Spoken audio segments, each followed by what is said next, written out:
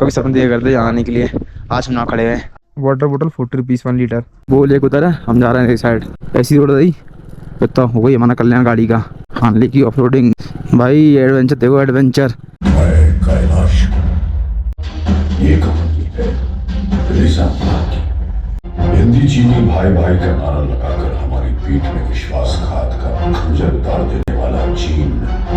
मित्रता की आड़ में छुपकर चीन ने हम पर आक्रमण कर दिया। लेकिन अगर कोई ये कहे कि उसे मौत से डर नहीं लगता तो या तो वो झूठ बोल रहा है या फिर वो भारत का सिपाही है।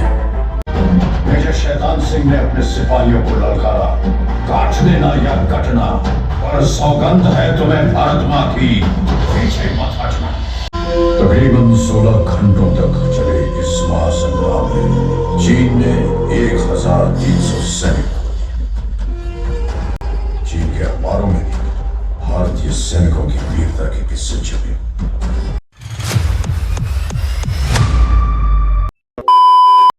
तो अभी अंदर चल रहे हैं, अंदर देख के आते हैं।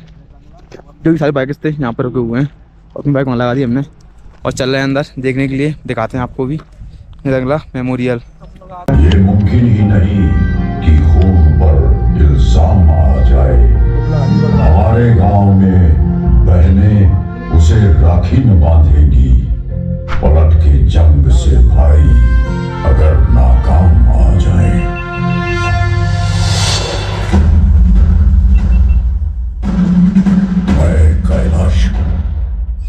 कैलाश पर्वत। और आज मैं आपको एक उस पराक्रम की कहानी जो मानवीय शक्ति और सामर्थ्य से भरी, उस शौर्य की कहानी जिसे हमने आंखों से न देखा होता तो किंवदंती कहकर छुटा था। उस अदम्य साहस की कहानी जो घटते हुए तापमान के साथ और उस युद्ध की कहानी जो भारत के रणबांधुओं ने आखिरी गोली और आखिरी सांस तक था। ये कहानी है 1962 की भारत चीन युद्ध की। ये कहानी है रिजांगला की। हिंदी चीनी भाई भाई का नारा लगाकर हमारी पीठ में विश्वासघात का खंजर उतार देने वाला चीन आज भी रिजांगला की लड़ाई याद करके थर्रा उठता है। बात तब की है जब हमारी आजादी को सिर्फ 15 वर्ष हुए थे। हम घुटनों से उठकर पैरों पर खड़े होने की कोशिश कर रहे थे। हमारे सैनिकों की छातियां साहस और संकल्प से भरी हुई थी, लेकिन हमारे हथियार घर अत्याधुनिक हथियारों से खाली थे। मित्रता की आड़ में छुपकर चीन ने हम पर आक्रमण कर दिया। जब तक हम उनकी नीयत भांप पाते, संभल पाते, वो हमारी सीमाओं में भीतर तक प्रवेश कर चुके थे। चीन की गिद्ध दृष्टि उस सेक्टर पर थी जो सामरिक दृष्टि से जीतना उनके लिए बेहद जरूरी था, चुशूल।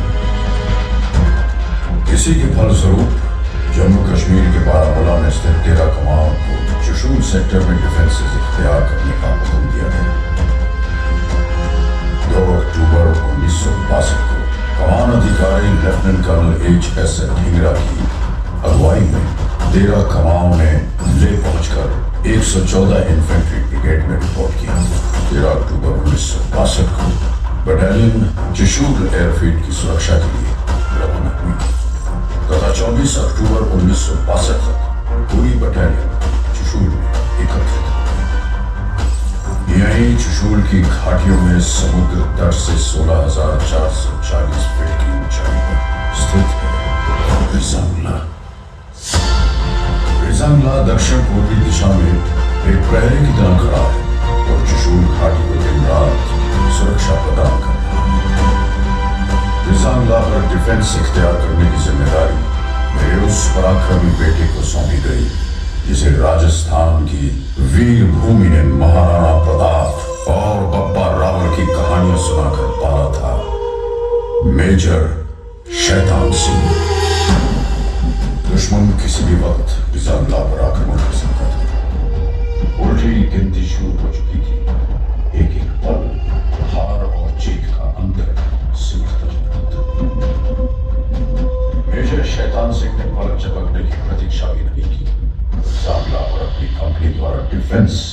इख्तियार कर दिया।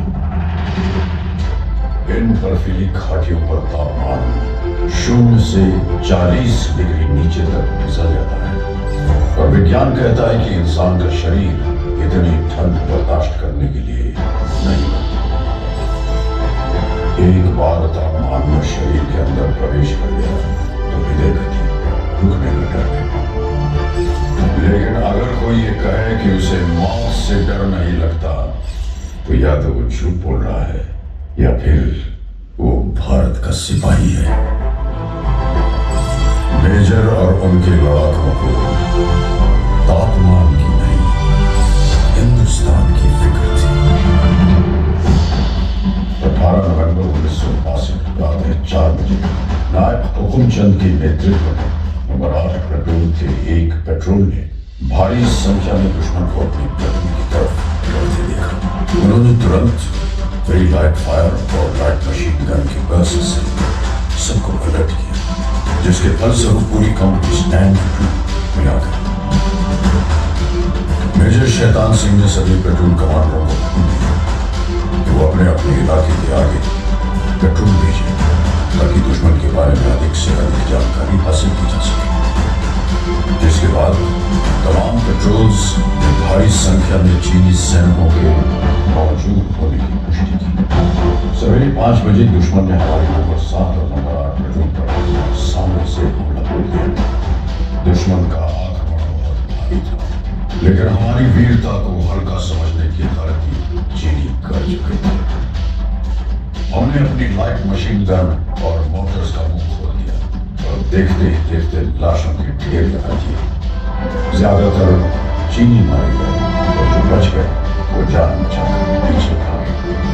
सामने से आक्रमण विफल होने के पश्चात दुश्मन ने दूर से गोलीबारी शुरू कर दी। जवादार हरिराम के नेतृत्व में हमने इस गोलीबारी का डट के मुकाबला किया, लेकिन वो गिनती में बहुत ज्यादा थे।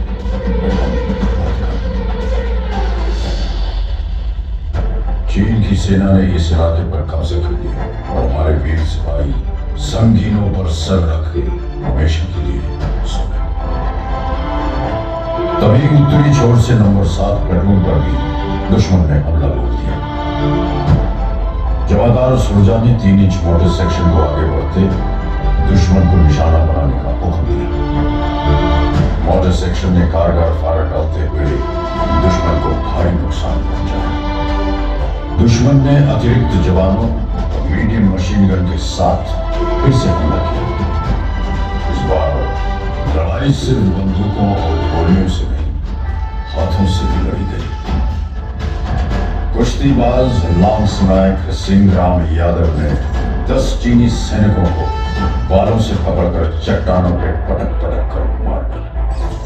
उनकी फौलादी भुजाओं से टकरा के चीनियों के हौसले चढ़क गए।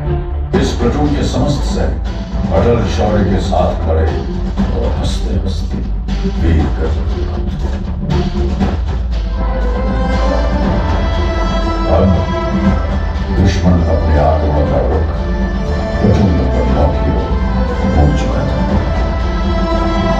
चीनियों ने भीषण गोलीबारी की और हमने एक-एक गोली के जवाब में 10-10 छातियां आगे कर दी। मैंने अपनी आंखों से देखा मेजर शैतान सिंह का शौर्य। मैंने देखा उस जाबाज का जलाल, देखा कि कैसे उसके सीने से टकरा के संगीनों की धार मुड़ गई और कैसे उसकी ललकार सुन के चीनी आंखों की नींद उड़ गई। मेजर शैतान सिंह के बदन में चीन का लोहा घुसता रहा और वो दिलेर चीनियों की बुजदली पर हंसता रहा। बदन खून से लथपथ था, लेकिन आवाज में बिजलियां अब तक कड़क रही थी। मेजर शैतान सिंह ने अपने सिपाहियों को ललकारा, काट देना या कटना, पर सौगंध है तुम्हें भारत मां की, पीछे मत हटना। मेजर शैतान सिंह पूरी तरह घायल थे। उन्हें फौरन सुरक्षित ठिकाने की तरफ बढ़ने का आदेश दिया गया, लेकिन उन्होंने इनकार कर दिया। उन्होंने नायक रामचंद्र यादव और उनके साथ एक और जवान को बटालियन हेडक्वार्टर भेज दिया ताकि वो दुश्मन के आक्रमण की खबर पहुंचा सके। मेजर शैतान सिंह आखिरी गोली और आखिरी सांस तक लड़े, फिर भारत मां की जय और अपने प्राणों की रक्षा।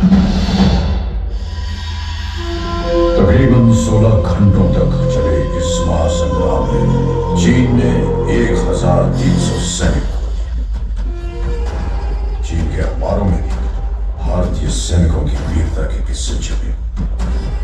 ऐ शहीद मुल्को मिल्लत, मैं तेरे ऊपर निसार, अब तेरी हिम्मत के चर्चे गैर की महफिल में है।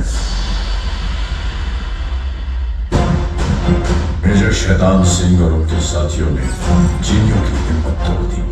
उन्होंने चुशूल पर कब्जा करने का विचार हमेशा हमेशा के लिए छोड़ दिया। युद्ध के 3 महीने बाद फरवरी 1963 में भारतीय फौजी वहां पहुंचे तो देखा कि बर्फ में सिपाहियों के बदन पकड़ गए थे, लेकिन हाथ से बंदूकें नहीं छूटी थी। मेजर शैतान सिंह को उनकी उत्कृष्ट वीरता, अदम्य साहस, दृढ़ निश्चय और पराक्रम के लिए मरणोपरांत भारतीय सेना के सर्वोच्च सम्मान परमवीर चक्र से अलंकृत किया गया। रिजानला के युद्ध में वीरता की नई गाथा लिखने वाले जवानों को एक अति विशिष्ट सेना मेडल, 8 वीर चक्र, 4 सेना मेडल और एक मिशनरी डिस्पैच प्रदान किया गया।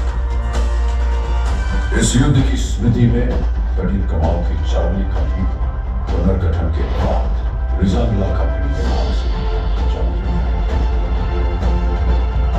ये युद्ध स्मारक रिजानला के इतिहास का गवाह है। इसके प्रांगण में आहेर धाम उस पवित्र स्थान पर स्थित है जहां भारत माता के वीर सपूतों का अंतिम संस्कार किया गया। तत्कालीन brigade commander brigadier T M. Raina द्वारा इन वीर योद्धाओं को मुखांजलि दी गई थी। जो राष्ट्र को धर्म मानते हैं उनके लिए यह स्मारक एक महातीर्थ की तरह वंदनीय है। तुम ही ना होते तो दुनिया बबूल हो जाती, जमीन खून से यूं लालाजार करता कौन। हजारों लोग हैं यूं तो जमाने में, लेकिन हमारे वास्ते यूं मुस्कुरा के मरता कौन। रिजानला मेमोरियल का हर पत्थर एक घोषणा है कि हम भारत के लिए जिएंगे, भारत के लिए मरेंगे। ईश्वर हमारे शत्रुओं पर दया करे, क्योंकि हम दया नहीं करेंगे। जय हिंद की सेना। मेरे वतन के जरा आँख में भर लो पानी, जो शहीद हुए हैं जरा याद करो।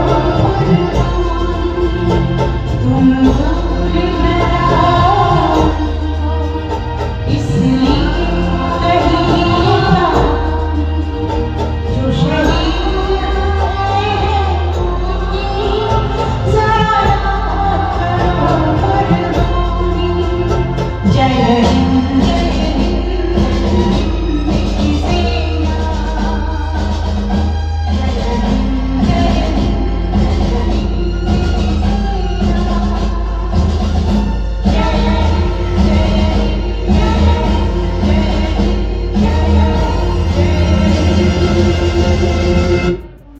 और दोस्तों अगर आप जंगला बॉल में आओगे तो आपको यहाँ पर गाइड मिलते हैं गाइड के लिए।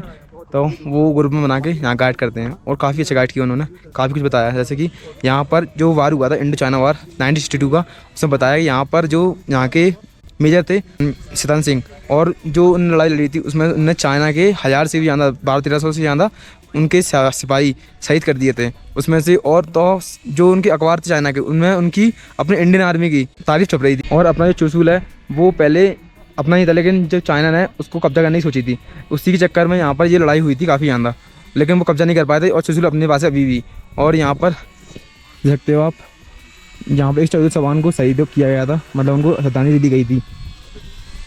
ये वो जगह देख सकते हो आप, अहीर धाम, क्योंकि जो सब लोग थे वो भाई राजस्थान हरियाणा यूपी से बिलोंग करते थे, तो ज़्यादातर हाई वो यादव थे, अय्यर थे, तो इसलिए इसको कहा जाता है अय्यर धाम। आप ये है और पीछे गैलरी है वेट करने के लिए, और इधर काफ़ी अच्छा स्टूडियो थिएटर बना हुआ है, काफ़ी अच्छा समझाया वहाँ पर।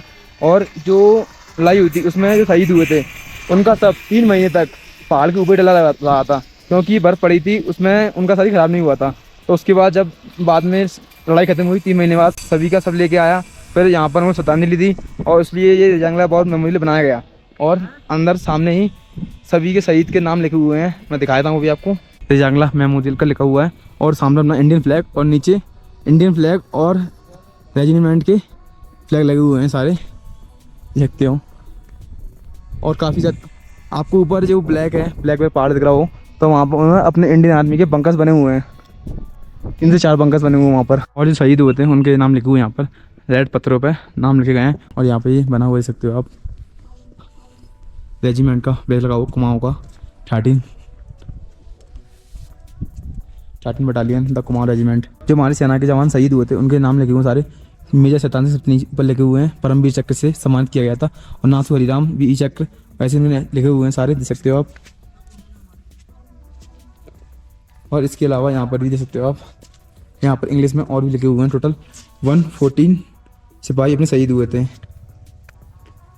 और चाइना को काफ़ी भारी पड़े थे अपने 114 सिपाही है जो जब शहीद हुए थे। चाइना का काफ़ी नुकसान हुआ, चाइना का भी। और अब ये पहाड़ देख रहा हूँ, इसके बाद में चाइना, और इस पहाड़ के पीछे लद्दाख, पूरा लद्दाख रीजन। और ये पूरे देख सकते हो आप। तो दोस्तों जो मेजर 47 सिंह थे उनका जो पार्थिव शरीर था उनको उनके जो बैच से उनसे पहचाना गया था, और उनका पार्थिव शरीर उनके घर भेज दिया गया था, और बाकी का यहाँ पर अंतिम संस्कार किया गया था।